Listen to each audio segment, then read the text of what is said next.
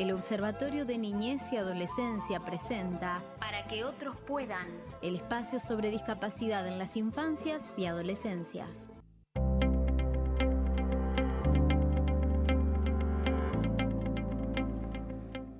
Hola, hola, hola, bienvenidos y bienvenidas a Para que otros puedan, un espacio destinado exclusivamente a temáticas relacionadas con la discapacidad.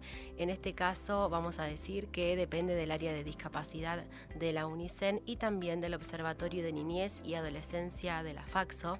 Estamos en el antepenúltimo programa de la segunda temporada de Para que otros puedan. Estamos muy felices de estar terminando el año junto a ustedes. Está Meli Manrique en operación técnica, Agustina Brisa quien les habla en la conducción del programa. Podés comunicarte con nosotros a través del 500-200, 500-200. Seguramente lo tenés porque yo sé que escuchás Radio Universidad, pero no está mal nunca recordarlo. 500-200. En lo posible te voy a pedir que mandes un audio por dos cuestiones. La primera, nos encanta escucharte, y la segunda, se me estaría complicando un poquito el tema de la lectura de tu mensaje, porque te recuerdo que soy una persona ciega, así que bueno, si se refiere a cuestiones de accesibilidad y de adaptaciones, las vamos a poner en práctica y te voy a pedir por favor que nos mandes tu audio al 500-200. Te quiero contar también que en esta oportunidad vamos a hacer, como siempre, un breve repaso por los principales títulos acerca de la discapacidad.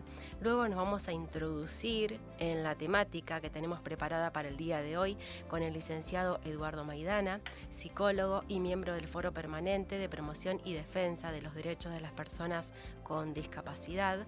Junto a él vamos a hablar sobre los diferentes trastornos alimenticios que aparecen principalmente en la niñez y en la adolescencia y cómo podemos acompañar desde el seno familiar a aquellas personas que viven con esta condición. Por último, en nuestra sección de entrevistas, vamos a charlar con la licenciada en nutrición Marina Gamondi para descubrir en principio de qué hablamos cuando hablamos de los trastornos alimenticios, en qué etapa de la vida aparecen con mayor frecuencia, cómo podemos acompañar desde el entorno más cercano a las personas que viven con estos trastornos y cómo se abordan desde el consultorio para alcanzar mejoras progresivas y, en síntesis, la aceptación del propio cuerpo. Ahora sí, vamos a escuchar un buen tema musical, lo dejamos todo en manos de Meli Manrique en la operación técnica. Te voy a dar tiempo para que mandes tu audio con una linda cortina y enseguida abrimos el bloque de noticias sobre discapacidad.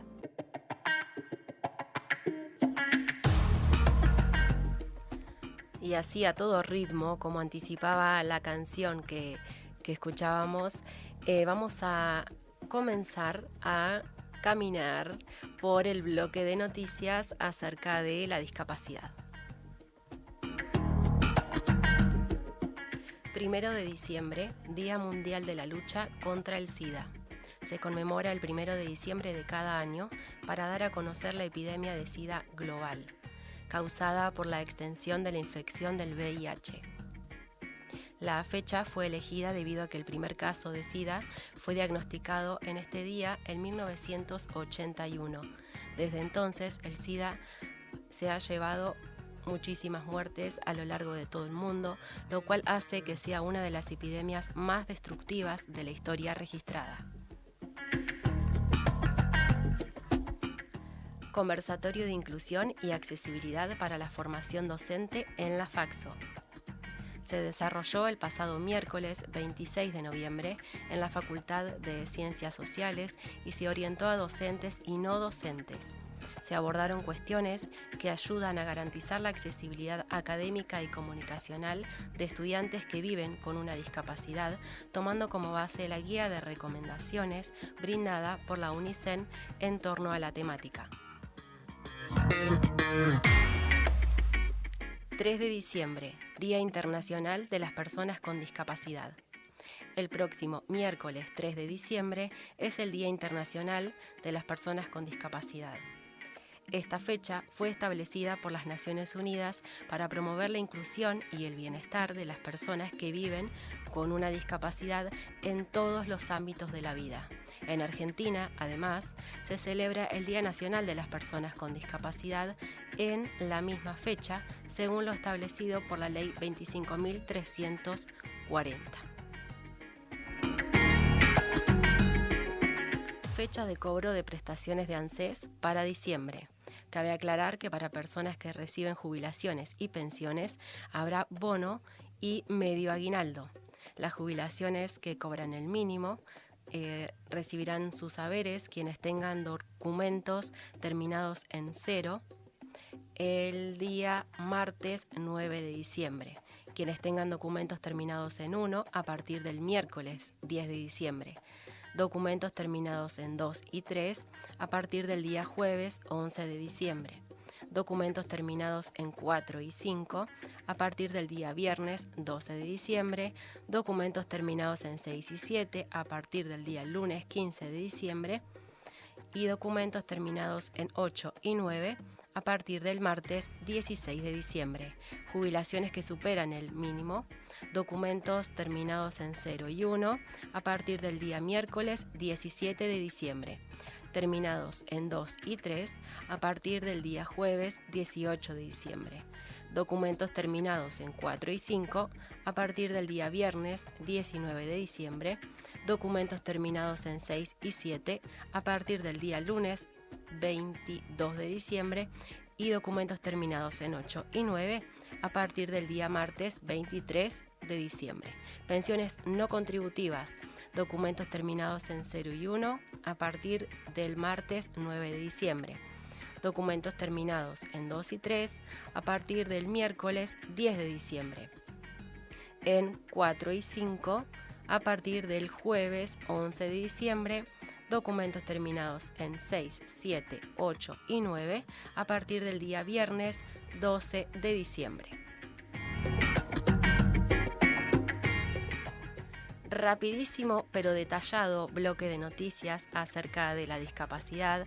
Te voy a reiterar el número para que nos mandes tu audio en lo posible al 500-200, comunicate, porque tenemos un montón para desarrollar a lo largo de esta edición de Para que otros puedan, el espacio destinado por completo a la discapacidad. Me encantaría escucharte, así que vamos con un tema y al regreso te vamos a escuchar porque seguro mandaste tu audio y también vamos a abrir la columna con el licenciado Eduardo Maidana, psicólogo y miembro del Foro Permanente de Promoción y Defensa de los Derechos de las Personas con Discapacidad. Quédate ahí.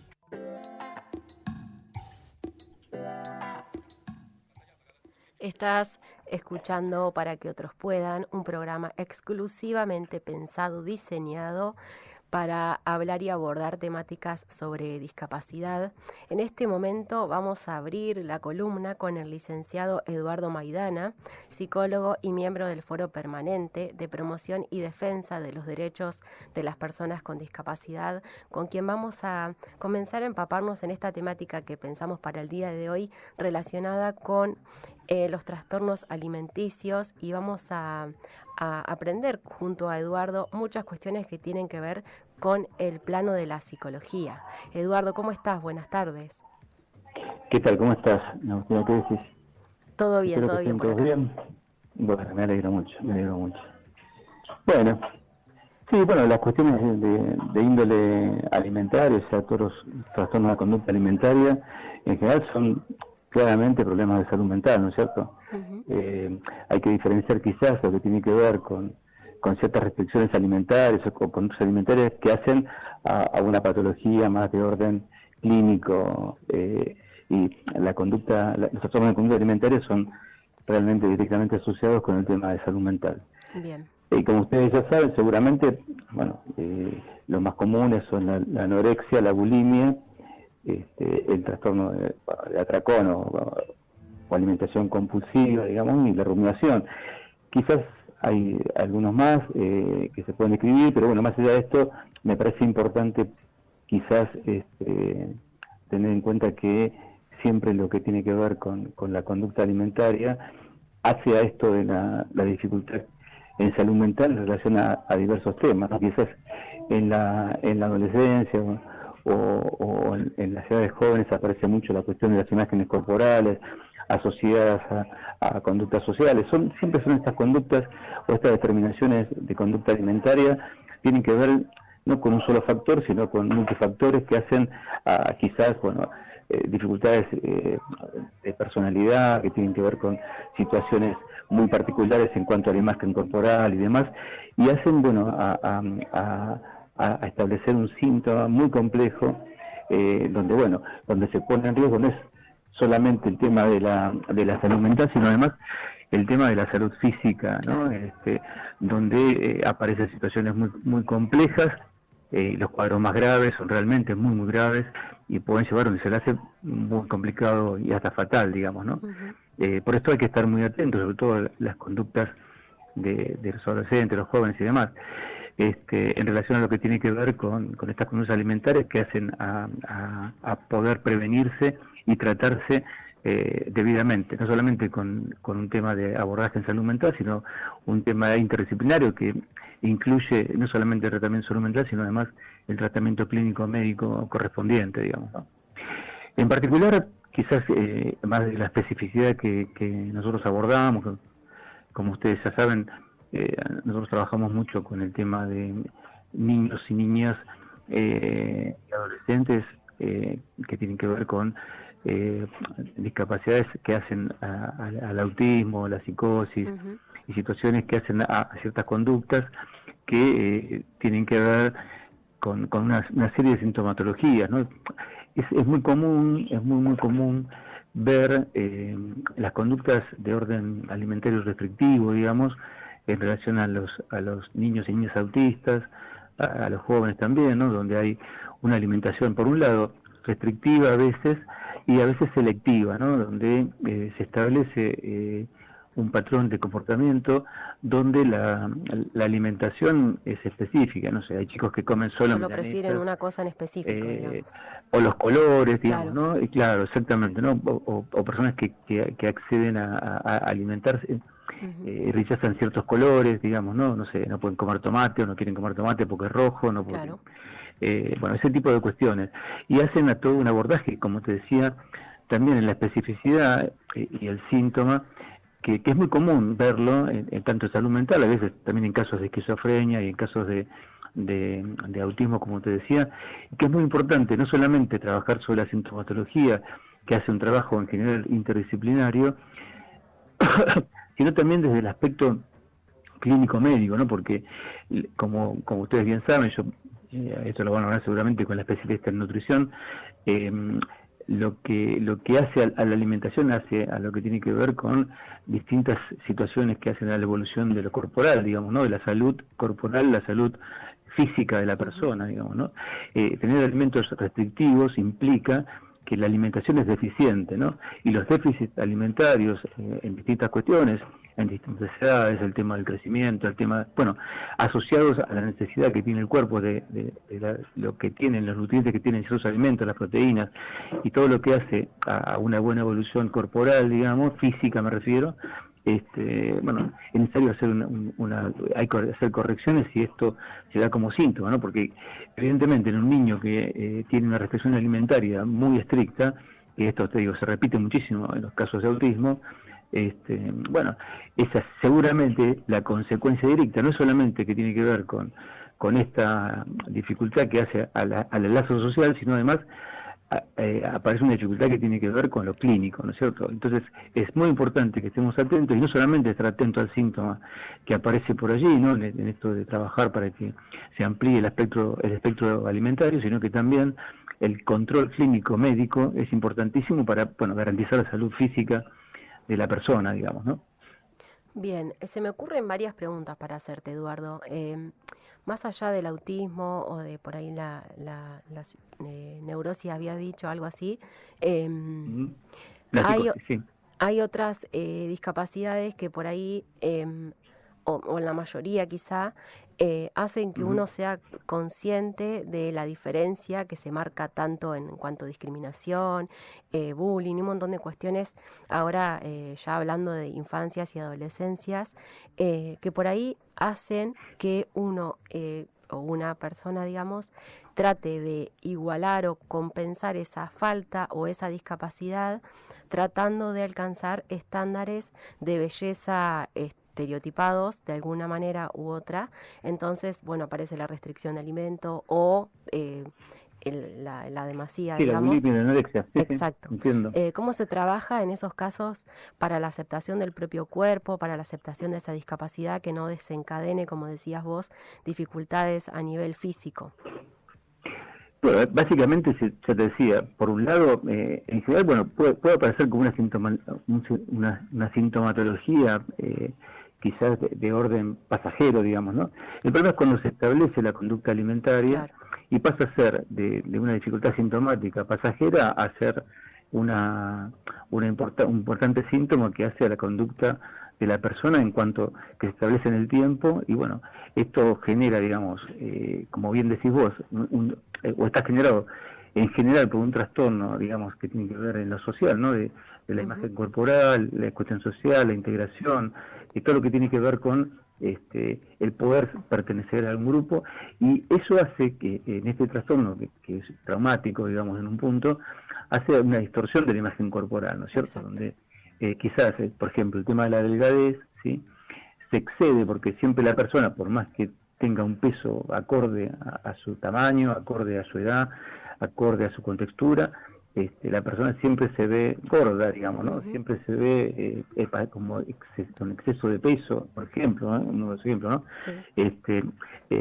Esto hace que claramente a través de un problema de salud mental se vea una distorsión de la imagen corporal. Esto requiere tratamiento psicológico, tratamiento psiquiátrico y control médico, digamos, ¿no? El trabajo es siempre singular, ¿no? Porque la construcción del síntoma, o lo que aparece como sintomático, tiene que ver con cada historia personal, ¿no? Sí, hay que ver qué situación traumática, qué dificultad, qué cosa esa persona. Y bueno, quizás yo siempre entiendo, valoro, o entiendo que el mejor tratamiento en estos casos tiene que ver con la interdisciplina, ¿no? Uh-huh. No puede solamente un psicólogo abordar esto, sino que tiene que ser un equipo interdisciplinario que trabaje los diferentes aspectos de la persona, digamos, ¿no? Sí, quizás el psicólogo lo que puede hacer es desplegar lo que le pasa a esa persona y a partir de eso ir trabajando distintas cuestiones y trabajar, digamos, como en la recomposición de su imagen corporal, en el trabajo, en la aceptación, en todas estas cuestiones que vos planteás, que hacen a que pueda manejar ese síntoma y pueda en un punto construir una imagen corporal que se adecue más a su realidad y no tanto a esto, ¿no?, que le pese el entorno social y a esa distorsión de la imagen corporal que le hace establecer un síntoma que lo pone en peligro, y lo pone en peligro realmente muy grave, digamos, sí, ¿no? Claro. Entonces, ya te digo, ¿no?, en el caso de nutriciones graves, ¿no?, de trastornos importantísimos, uh-huh, que tienen toda una consecuencia en lo corporal o hasta, bueno, la muerte, digamos, también, ¿no?, situaciones que se dan en los casos más extremos, digamos, ¿no? Y esto, bueno, me parece que es una consecuencia del no tratamiento. Y bueno, en los casos graves, ya te digo, es importantísimo, en general es importantísimo el trabajo interdisciplinario y poder acceder, ¿no?, a un tratamiento que le permita construir o reconstruir esta cuestión y poder, bueno, con el acompañamiento médico, clínico, psicológico, poder seguir adelante y, bueno, trabajar su inclusión, ¿no? Más allá de los profesionales, que siempre es excelente acudir y poder evacuar todas las dudas, no anticiparse, no diagnosticar nada, sino que ir directamente a un profesional que es el que está preparado o preparada para decirnos lo que necesitamos saber o aprender o conocer. Eso por un lado, que es súper importante, pero también es importante el entorno, el contexto, cómo se acompaña desde la familia, desde la amistad, desde el entorno más cercano a ese niño, niña, adolescente o joven que está atravesando por una situación de trastorno alimenticio. Siempre repetimos la misma situación, ¿no?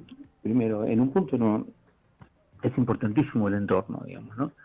La mirada del otro sobre uno y el acompañar, más desde el lugar quizás de la amistad, como vos decís, de la familia y demás, no desconocer esa realidad. Siempre lo sintomático hay que acompañarlo, mirarlo y aceptarlo como modo de inicio de cualquier intento de tratamiento, digamos, ¿no? Es muy difícil afrontar un problema y resolverlo si no lo puedo reconocer. A veces la persona, en estos cuadros que aparecen, que, como te decía, en general son cuadros de salud mental que impiden, digamos, que la persona tenga conciencia o registre lo que le está pasando. El entorno es muy importante, digamos, ¿no? Claro. Y a veces la mirada del otro, y que se involucre el otro, ¿no? Desde el afecto, de la amistad, de la relación que tenga, de función materna, paterna, digamos, pueda seguir este síntoma, no lo desconozca, no minimice. asuma, digamos, cierta cuestión en relación a que es natural. Claro. ¿Sí? Y bueno, siempre, como bien decís vos, lo más importante es la consulta médica, sea Sí. la médica psicológica, sea una evaluación de la situación, y bueno, desde ahí poder construir si es necesario un tratamiento, si es algo, como te decía, quizás temporal por cierta situación, digamos, ¿no? Y trabajar y acompañar a la persona en función de poder determinar bien qué es lo que le pasa y buscar las herramientas profesionales para poder resolver el problema. Bien, Eduardo, muchísimas gracias, de verdad, siempre claro, conciso, aprendemos un montón. Cada lunes es muchísimo lo que nos llevamos como aprendizaje en cada temática diversa que hemos abordado y todavía tenemos un montón por seguir descubriendo juntos, así que de verdad muchas gracias. Gracias a ustedes y bueno, que tengan buenas tardes a todos y a todas. Gracias. Pasaba el licenciado Eduardo Maidana con su columna, psicólogo y miembro del Foro Permanente de Promoción y Defensa de los Derechos de las Personas con Discapacidad, abordando un poco qué ocurre a nivel psicológico cuando aparecen los trastornos alimenticios en la vida de nuestras infancias y adolescencias, también en la juventud, cómo podemos acompañar desde casa, enfatizando un poco la consulta con profesionales, siempre importantísimo antes de anticipar o antes de sacar conclusiones.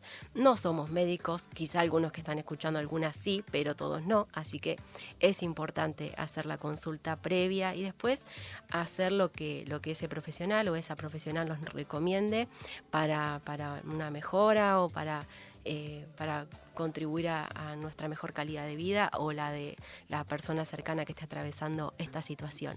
Tenemos audios muy bien que mandaron al 500-200 nuestros y nuestras oyentes. Podés hacer exactamente lo mismo porque todavía tenés tiempo, tenemos media hora por delante, una entrevista hermosa que se viene, así que yo te diría que si tenés alguna consulta para hacerle a la nutricionista que vamos a tener ahora en minutitos nada más a través del teléfono, vayas mandando tu consulta al 500-200, así la evacuamos y podemos aprender todos y todas. ¿Escuchamos los audios? Hola Agus, ¿cómo estás? Bueno, te estoy escuchando como todos los lunes. Y bueno, como vos dijiste al principio, ya estamos a fin de año y a 2 programas ya. Te quedan 2 programitas para culminar el año. Quiero decirte que durante todo este año nos ha enseñado un montón de discapacidad, unas lindas entrevistas has hecho y le has puesto todo le has puesto. Así que mi mensajito es para felicitarte y decir que siempre voy a estar escuchándote y para lo que vos necesites de mi parte. Soy Luciano y bueno, también aprovecho y pido algún temita de Soda Stereo, si puede ser El Rito, ahí a la operadora Melissa. Y bueno, como siempre te digo, Agus, que Dios te bendiga siempre enormemente como lo viene haciendo hasta el día de hoy. Un abrazo enorme. Hola, Agus, buenas tardes. ¿Cómo andan? Bueno, esperando a escuchar el programa de hoy, que debe ser súper interesante con el tema de la alimentación en los chicos y adolescentes. Qué difícil. Hoy en día, como con todas las comidas express, mejor dicho, por todos lados, para que los chicos coman saludable, ¿no? Bueno, te mando un beso grande y nada, como siempre, al pie acá, escuchándote, re lindo tu programa. A ver cuándo invitas a todos tus entrevistados. La última edición de diciembre queremos estar todos ahí, haciéndote el aguante. No, mentira, un beso grande, te amamos. Excelente participación como cada lunes, entonces. Muchísimas gracias por estar ahí siempre al pendiente y al pie del cañón, como decimos. De verdad, está muy buena la propuesta de la oyente, ¿eh? No sé si lo tenemos ahí en consideración. Le pedimos permiso acá a la directora de la radio y bueno, vemos a ver qué podemos organizar algo. No sé, tenemos bastantes días, así que no sé, se viene gran encuentro radial y un ratito cada uno pasamos y hablamos sobre para que otros puedan. Estaría muy bueno, hay que pensarlo. Bueno, muchísimas gracias de verdad por participar. Podés hacer lo mismo, podés mandar audios al 500-200, comunicate con nosotros, contanos tu experiencia en relación a los trastornos alimenticios, que es la temática que hoy nos compete. Vamos a escuchar un buen tema musical, medio nomás, no vamos a escuchar uno entero porque no puedo aguantar la ansiedad de poder tener la entrevista hermosa que preparamos para el día de hoy con la licenciada en nutrición Marina Gamondi, que vamos a seguir profundizando la temática que estamos abordando, que tiene que ver con los trastornos alimenticios en las infancias, en las adolescencias y también en la juventud. Recordá que estás en Para que otros puedan, un espacio específicamente destinado a temáticas relacionadas con la discapacidad. Estábamos escuchando y cumpliendo con un fiel oyente que nos pidió un tema y bueno, lo cumplimos, ahí está. Nos encanta que nos pidan temas porque está bueno, complacerlos y escuchar lo que a ustedes también les gusta y bueno, conocerlos un poquito más y conocerlas.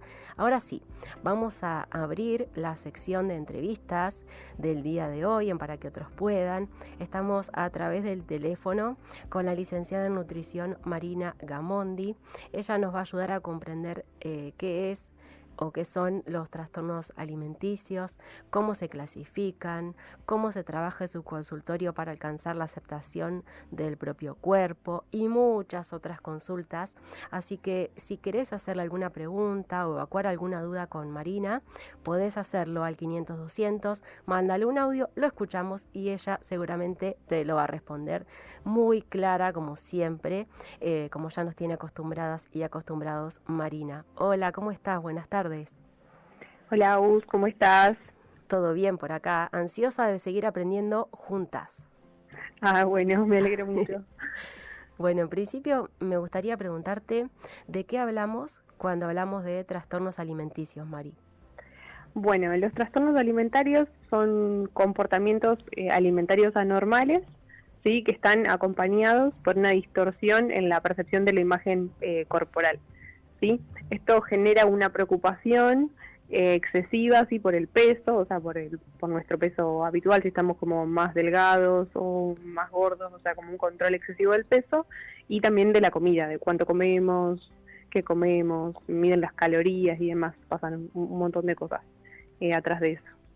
Bien, ¿tienen alguna clasificación? ¿Se dividen así en tipos de trastornos alimentarios? No, en realidad no tiene ninguna clasificación específica. Nosotros podemos hablar de trastornos por ahí alimentarios que por déficit, que pueden ser la anorexia, la bulimia, algún trastorno por atracón, y ahora hay muchos nuevos que son trastornos que no están especificados, y dentro de los trastornos de la alimentación, en donde el paciente por ahí consume más calorías o tiene una ingesta mayor, podemos por ahí clasificar la obesidad, el sobrepeso y demás, que es lo que hablamos por ahí en la entrevista anterior. Pero como trastornos de la alimentación, los más conocidos son la anorexia, la bulimia, el trastorno por atracón por ahí no es tan conocido, pero sí es bastante frecuente, la vigorexia también podría estar, y después hay un montón de no especificados, porque ahora se ven bastantes trastornos de la alimentación que por ahí no quedan encuadrados dentro de la bulimia y la anorexia, pero sí se nota como que la persona es más restrictiva o hay cosas que deja de consumir, entonces son trastornos que no están especificados, pero son trastornos de la alimentación. No tienen como un título, pero se tratan o se abordan como un trastorno de la alimentación. Bien, ¿cómo se diagnostican?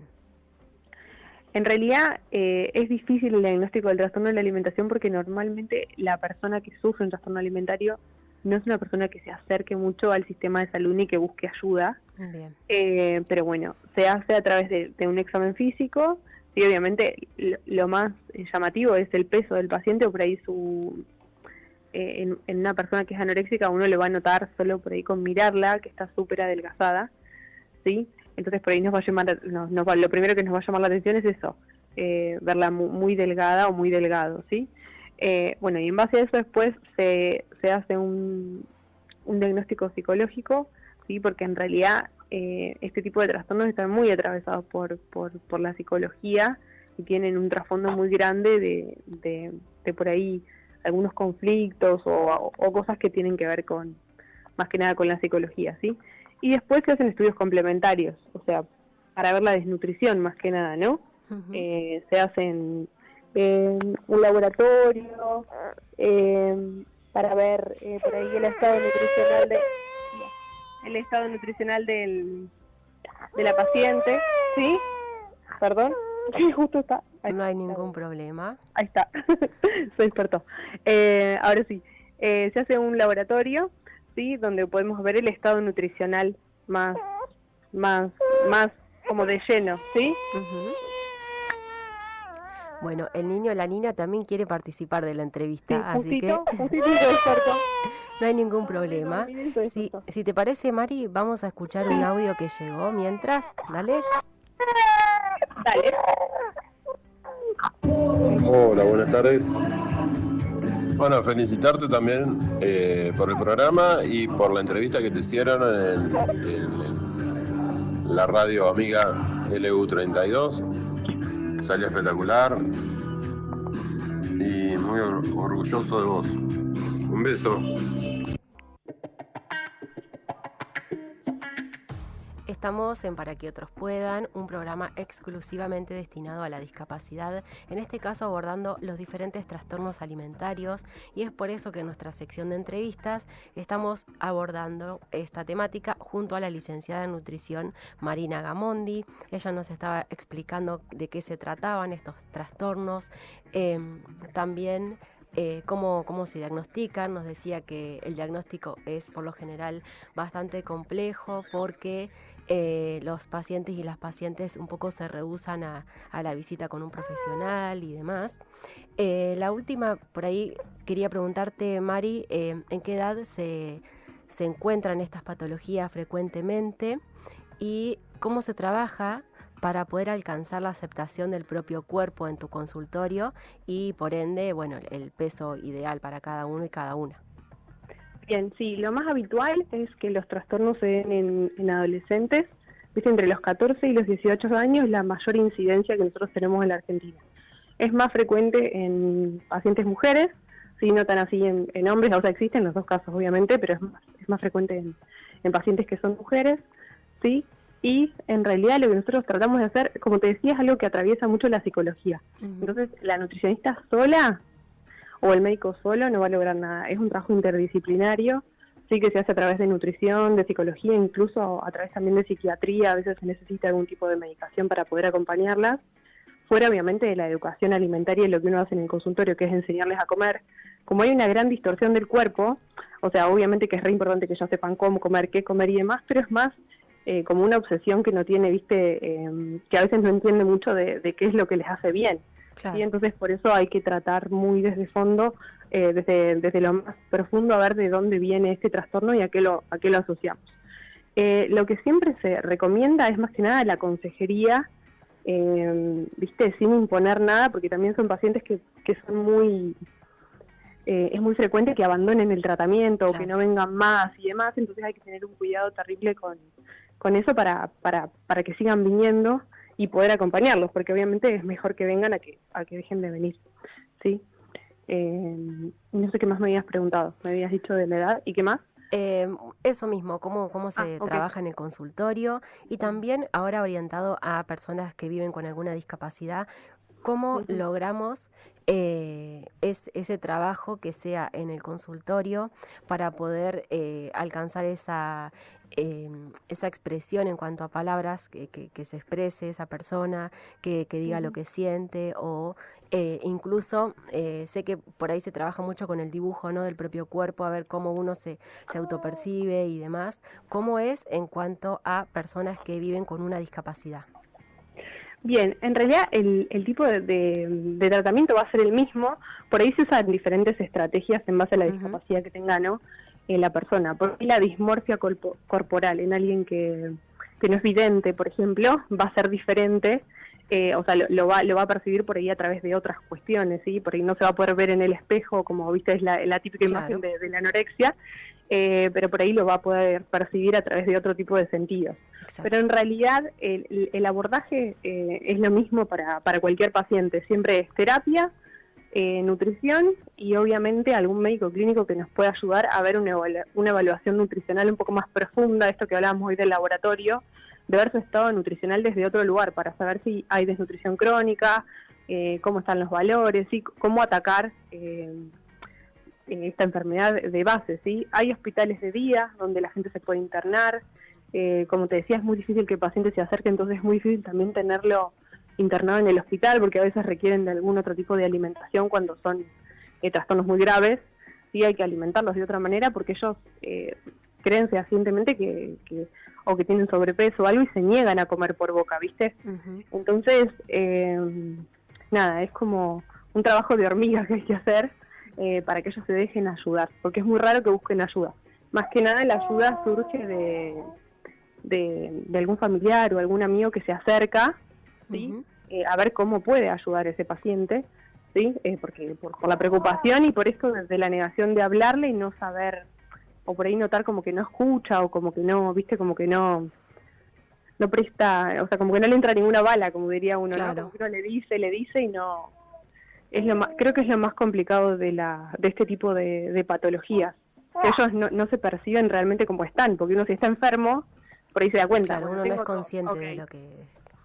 Claro, el poco estado de conciencia que tienen este tipo de pacientes es como lo más complicado porque realmente ellos no se sienten, no es que no se sienten, porque obviamente se sienten cansados y tienen debilidad y todo, pero no pueden asumir o aceptar su enfermedad.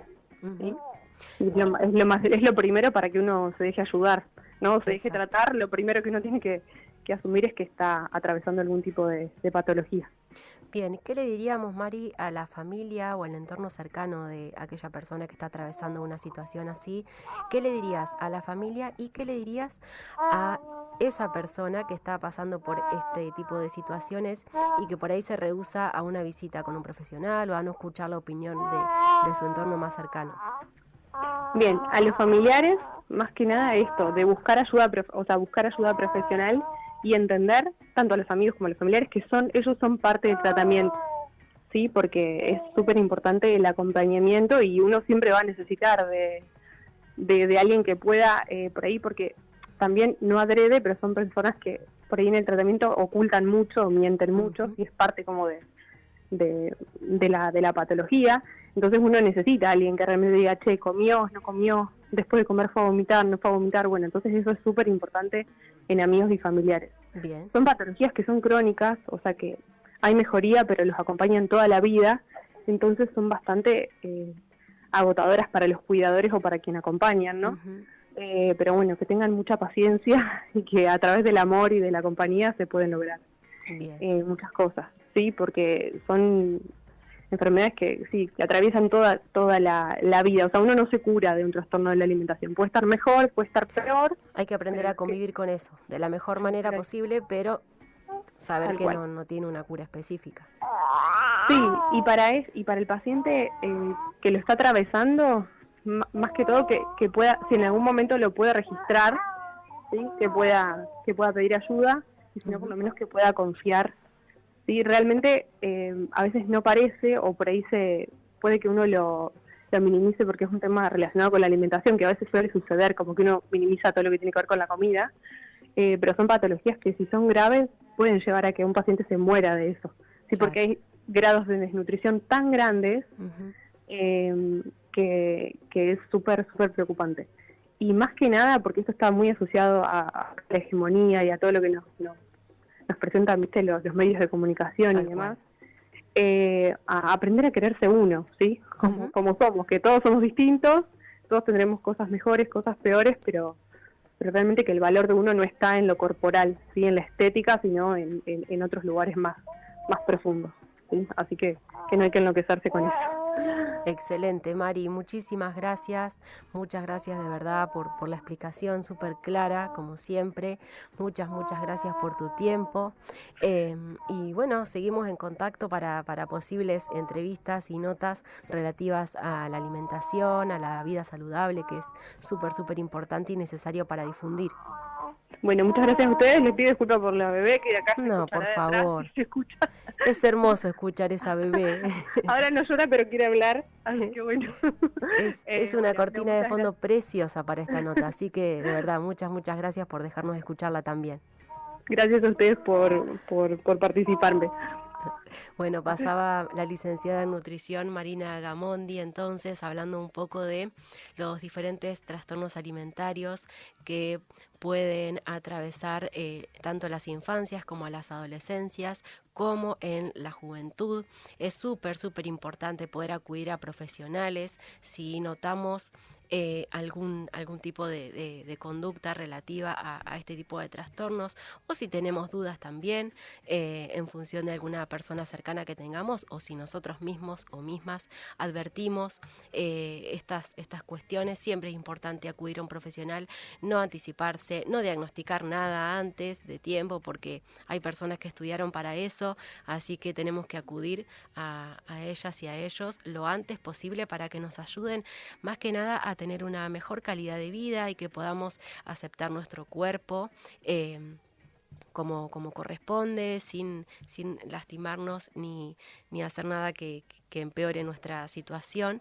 Así que de verdad muchas gracias a las dos personas que entrevistamos, tanto a Eduardo Maidana, licenciado en psicología, abordando esta temática, así como también a Marina Gamondi, licenciada en nutrición. Aprendimos muchísimo el día de hoy. La gente que se comunicó al 500-200 también contaron alguna que otra experiencia, dijeron lo que tenían ganas de abordar en ese momento, así que de verdad muchas gracias. Gracias al espacio que tenemos ya terminando el segundo año en Radio Universidad. Estamos muy felices de poder difundir temáticas que tienen que ver con la discapacidad. Como se habrán dado cuenta, son temáticas transversales a la vida, son temáticas muy amplias, y todavía tenemos muchas temáticas para seguir abordando, así que posiblemente el año que viene nos escuchemos otra vez. Tenemos 2 programas todavía para culminar el 2025. Uno tiene que ver con todo lo relativo a las fiestas y qué ocasiona los ruidos fuertes, por ejemplo, de los fuegos artificiales, y determinadas cuestiones a tener en cuenta para convivir mejor con personas que viven con una discapacidad, como del espectro autista y demás cuestiones.